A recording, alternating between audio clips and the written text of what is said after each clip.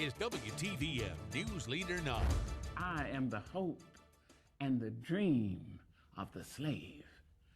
And so, naturally,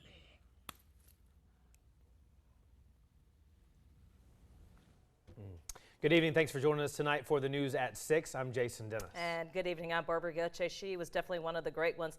A celebrated poet and activist. The world remembers the life and legacy of Maya Angelou. The well-known novelist died this morning at the age of 86. The phenomenal woman's life is being remembered today all over social media and all over the world, with thousands sharing their favorite quotes from Angelou, pictures from different points in her life, and kind words in memory. And in her honor, News Leader 9 asked our Facebook friends what were some of their favorite poems or quotes from Angelou. Many people said they liked Angelou's well-known book, I Know Why the Caged Bird Sings, and her influential poem, Phenomenal Woman. We have a few of those that were shared online today by our viewers. Tammy Hemphill shared this as her favorite quote. I've learned that people will forget what you said, people will forget what you did, but people will never forget how you made them feel. And Barbara Bell tells us her favorite, personally, is history, despite its wrenching pain, cannot be unlived, but if faced with courage, need not be lived again. We want you to keep this conversation going. Log on to our WTVM Facebook page and let us know some of your favorite works by Maya Angelou. And she was not just world-renowned. Local teachers and poets say Maya Angelou played a huge role in guiding and inspiring many people in the Chattahoochee Valley to read and appreciate literature. News 9 Sarah Lim met with some folks who say Angelou motivated them to write poetry and books. Sarah joins us now in studio with more on this story. Sarah? Good evening, Barbara. I spoke with a local poet who says she started writing poetry when she read Maya Angelou's works in high school. And I also met with a creative writing professor at Columbus State University who says many of his students choose English or creative writing as their majors just because of this legendary author and poet. As a poet myself, I know that we have to carry on her torch as far as poetry, because not only did she open doors for poets like myself of color, but as well as just no matter where she did a poem, no matter what ethnicity it was, they could relate. At Columbus State University, we have a lot of African-American students who are English majors. The poem Phenomenal Woman, or Still I Rise, or the poem Africa, and that is the poem that they say really inspired them to want to write poetry. And so, you know, it ended up being the thing that caused them to choose their college major. Now, Maya Angelou passed away at her home in North Carolina. She's been suffering from heart problems, according to her agent. She was friends with Malcolm X, the Reverend Martin Luther King Jr., and she's well known for many of her works, including I Know Why the Caged Bird Sings, A Phenomenal Woman, and more. And coming up later on the show, we'll have a special poetry recital performed by some young girls from Girls Inc. to remember and honor Maya Angelou. In the studio, I'm Sarah Lim for WTVM News Leader 9. All right, we thank you, Sarah. Maya Angelou was well known for incorporating parts of her life into each of her literary works. A Georgia Song, a poem written by Angelou, speaks of Southern American life. In that poem, cities like Savannah, Atlanta, even Columbus are mentioned. It's like many of her works that dealt with civil rights and slavery. The author has also visited the state. One of the occasions was for a conference in Atlanta in 2006. She also visited that same year for the funeral of Coretta Scott King, the wife of civil rights activist Dr. Martin Luther King Jr. She was a speaker at the funeral, which was held in Lithonia, Georgia.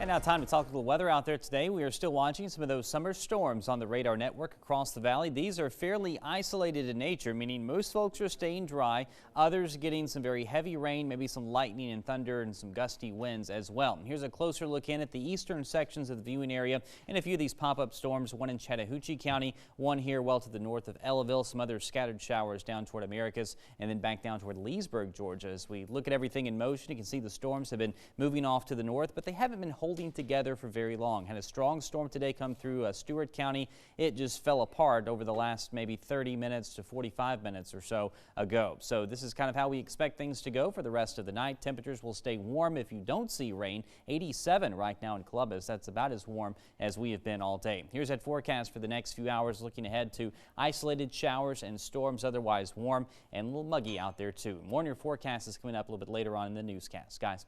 All right, Derek, thank you. A Columbus man is ordered to stay away from a congressman's wife after she accuses him of harassment. News 9's Brittany Dion was the only reporter at today's hearing. Brittany joins us now with more from Vivian Bishop's attorney. Brittany?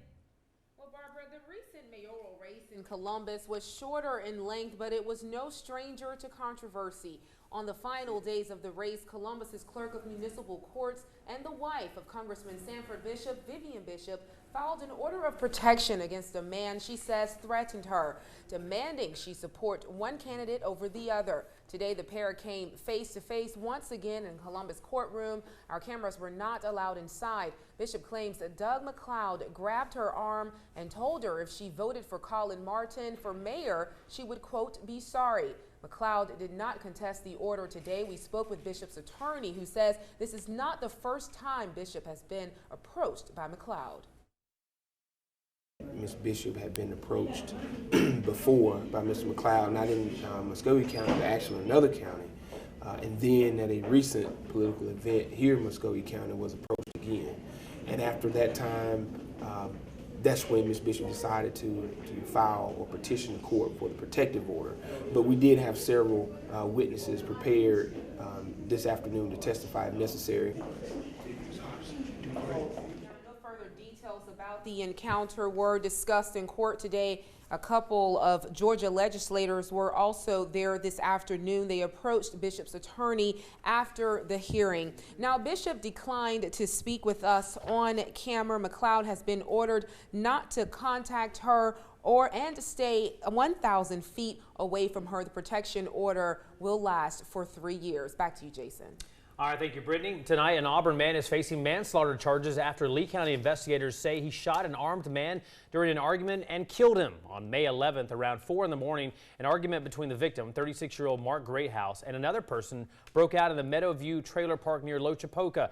Investigators say the suspect, 23-year-old DeQuavius Cobb, was not in the original argument but fired a weapon when the victim produced a gun. We have discovered evidence that indicates that at the time of the shooting that the victim was armed with a handgun that he had produced prior to being shot. Cobb was arrested by Auburn police Tuesday night during a traffic stop and charged with manslaughter. He remains behind bars on a $25,000 bond. Sheriff Jay Jones says it's not clear if the victim fired his weapon before Cobb is alleged to have shot him in the head and arm. Neither weapon has been recovered. The case will now be presented to a Lee County grand jury. Well, a man who drowned yesterday at Lake Oliver Marina in Columbus has now been identified. According to the Muskogee County coroner, that man is 43-year-old Sean Baker. Baker was an active military member stationed at Fort Benning. Baker's body was spotted in water Tuesday afternoon by a couple walking along the river. His car found parked on a nearby hill. Now, his death is currently being investigated. His body will be sent to Atlanta tomorrow for an autopsy. Coming up here on the news at 6, parts of the city budget being adjusted to fix a $2 million gap with the Muskogee County Sheriff's Office spending. We'll take a look at some of the recommended changes. Plus, a new park being erected to pay tribute to our men and women in the armed forces. We'll tell you where it's set to go up. Coming up next. You're watching News Leader 9 with Barbara Gauthier, Jason Dennis, meteorologist Derek Kincaid, and Dave Platt with sports. Potential budget woes for the upcoming year in the Muskogee County Sheriff's Office are still being hammered out. Sheriff John Darr and the finance director are trying to see if they can close a $2 million gap between Darr's proposal and the mayor's recommendation. Newsletter 9's Rosalind Giles has reaction now from both sides. There are two proposed budgets for the Muskogee County Sheriff's Office for fiscal year 2015. The mayor wants to allocate $24.8 million, and Sheriff Darr says he needs $2 million more than that. They came in and they removed $150,000 from the pharmaceutical line item that we presented to council, and basically they've taken that money and put it into Muskogee County Prisons budget. That line item, Darr says, isn't a savings. It's moving the expense to another department. But Finance Director Pam Hodge says there are other adjustments. There was some overtime budgeted in the other lost fund that was included in his request, so that was reduced. There was also some vacant positions that were left unfunded. Hodge says those positions were included in a public safety vacancy reserve that did not need to be in DAR's budget. She also says it's those types of adjustments, including differences in the inmates' medical services and bailiff's pay, that brings the gap down to $1,019,000. Not come away from that meeting at all with the impression that we had anywhere near $1 million savings. That's what I'm saying. I have no idea where that number came from. It sure wasn't presented in any stretch in the meeting I was present at. Pam Hodge says she and DAR will revisit the line items. DAR says he is hoping City Council will approve his original budget. Back to you. All right, Rosalind, thank you. Phoenix City leaders join forces with the American Legion to honor military service members with a new multi-million-dollar project. News Leader 9's Tyrone McCoy joins us in studio now with more on the proposal that's now being called Homage Park. Tyrone? Phoenix City has brought the American Legion Post 135 on 13th Street. The goal to move the post to a bigger facility and surrounded by a memorial park for service members throughout the state of Alabama. It's a $6.5 million proposal that would result in a new 18,000 square foot building for Post 135 and surrounded by a veterans park complete with memorial walls. Will have the name of every veteran that ever served in the military from the state of Alabama. And then the other wall will have the name of every veteran from the state of Alabama that we can find that died in combat. Davis tells us the American Legion and the city are still seeking donations to reach their goal of $3.5 million for the park. Interim City Manager Steve Smith tells us if all goes well, the city expects to break ground on the building at some point during 2015. In studio, Tyrone McCoy, WTVM News Leader 9. All right, Tyrone, thank you. Going to turn now to our weather. A little bit warm out there today, and I think that's, as we said, our trend for the rest of the summer. We're always getting ready for the weekend around here, and maybe some rain coming our way, Derek. Hey guys, as we get ready for the next few days, we're going to up the rain chances just a bit all the way through Saturday, and then maybe some drier air working its way in here after that. We'll talk about all that in your 7-day forecast after the break. Here's a look ahead to the next 24 hours with more of those isolated showers and storms in the forecast. We'll have the details for you coming up.